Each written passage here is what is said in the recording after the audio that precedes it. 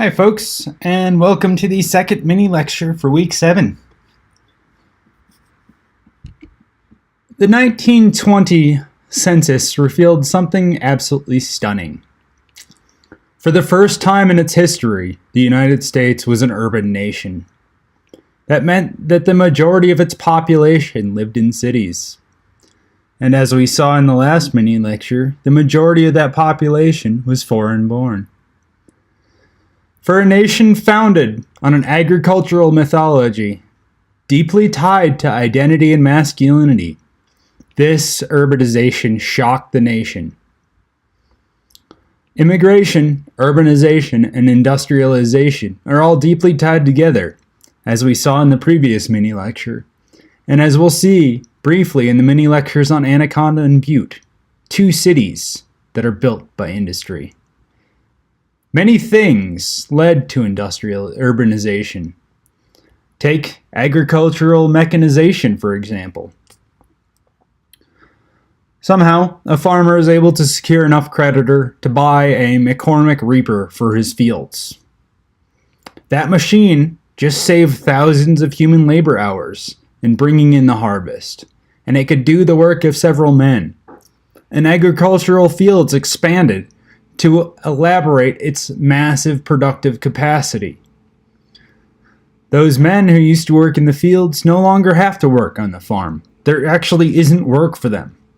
And instead, they're drawn to cities for employment and industry, perhaps even manufacturing mechanical reapers at the McCormick plant.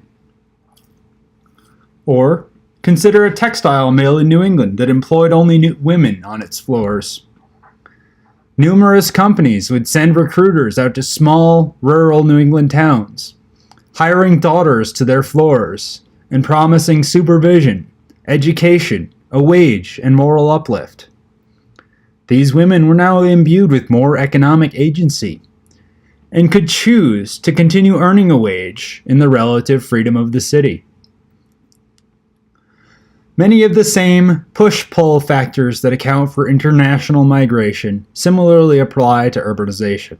After all, urbanization is just a lot of people moving to cities all at once. Industries established near cities to draw on their available labor forces.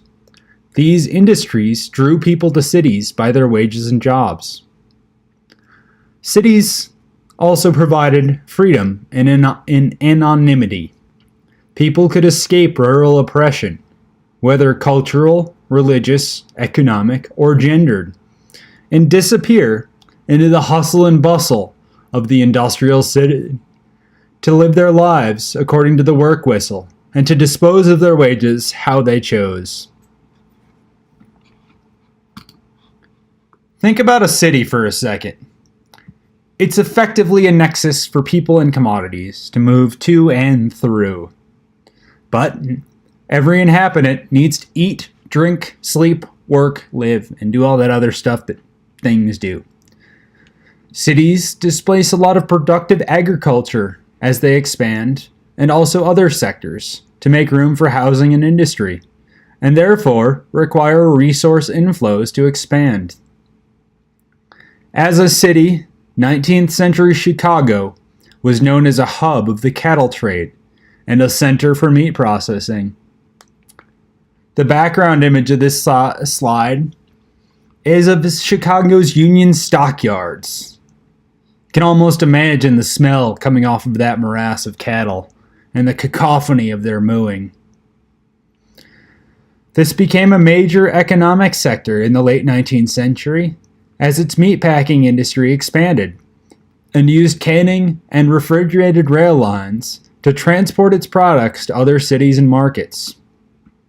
But, as we learned in our lecture on cows a few weeks ago, the cattle was raised on the plains, chewing and pooping their way through life. Without the rural areas and ranges to raise cattle and grain, Chicago's industry wouldn't have functioned, and its people wouldn't eat. Effectively, cities are dependent on the resources and people of their hinterlands for their economic and ecological well-being. The image on the left over here is a depiction of Johann Heinrich von Thunen, you don't have to remember that name, his isolated state theory of city-hinterland relations. One of William Cronin, the author on the right here, is theoretical models for his famous book, Nature's Metropolis. A city cannot function without its hinterland, and the rural areas caught up in the city's orbit depend on the protection of the city and access to its markets for their economic growth.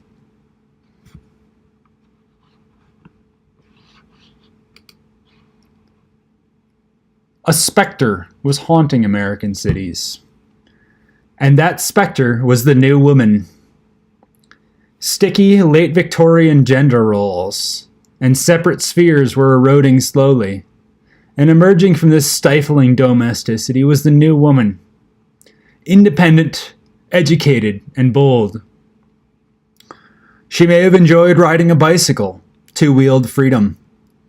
She might have smoked cigarettes. She certainly held opinions. She may have exercised far more autonomy over her sexuality.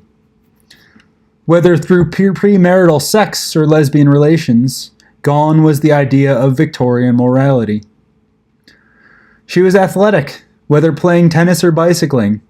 The new woman refused to sit idly by. And she was also relatively affluent. The new woman had economic means that allowed her independence.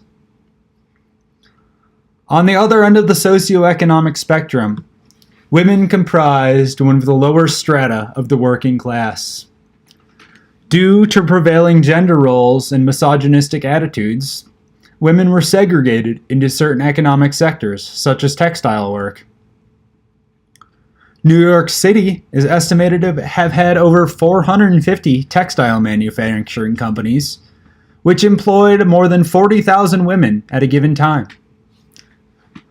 One such company was the Triangle Shirtwaist Company of New York, which manufactured shirtwaists, which were an adaptation of men's shirts to accommodate the new woman. The Triangle Shirtwaist Company occupied the upper floors of the Brown Building in Greenwich Village, and the supervisors of the factory locked the doors of the factory to keep its female workforce from taking breaks or from stealing. The predominantly female workforce worked for 52-hour weeks, 6 days a week, and earned between $7 and $12 a week. In 1911, a fire broke out in the Triangle Shirtwaist Factory. The trapped women tried to escape from the fire escapes, but the doors were locked, and so many jumped from the 8th floor of the building, trading certain death for at least certain grievous injury, but likely death. Others asphyxiated or burned to death. All told, 123 women and 23 men died in the fire, among the largest industrial accidents in U.S. history, but exacerbated by the locked fire escapes. The youngest victims were 14 years old, and the majority were recent immigrants from Italy or of Jewish descent. The 2 supervisors on duty that day fled to and were rescued from the rooftop, but faced later manslaughter charges. The working women unionized under the banner of the International Ladies Garment Worker Union and fought for safer working conditions and better hours and wages for women workers. The Triangle Shirtwaist Fire offers an example that speaks to several themes we've been discussing. The rising purchasing power of the new woman and her ability to buy things like shirtwaists. But also, the role of women as industrial workers in American cities. It also emphasizes immigration from Southern and Eastern Europe, industrial safety, and U.S. urbanization as a whole. I'm going to close this mini lecture with a brief introduction to the photojournalism of Joseph Rees. He was among the first photojournalists in the U.S. and pioneered the use of flash powder to shoot indoor scenes, which was essential for documenting the conditions in the tenements and slums of New York City. Born in 1849 in Denmark, Riis was an immigrant to the U.S. and eventually worked as a famous photojournalist in New York. On his initial arrival, he was homeless for a while and worked a string of menial urban jobs before finally becoming a photographer and journalist. His 1890 work, How the Other Half Lives, became one of the first instances of socially conscious journalism. Riis's photos contributed to what is known as muckraking journalism, or investigative journalism aimed at social change and improvement, and part of the larger progressive movement. As part of this week's content, I have a link to a gallery of Riis's photos, so take a look, scroll through them, and try and get a look into how the other half, the urban working poor of the late 19th century, lived. That's it for this mini lecture, and we'll pick up with an examination of the mines and smelters of Butte and Anaconda, Montana.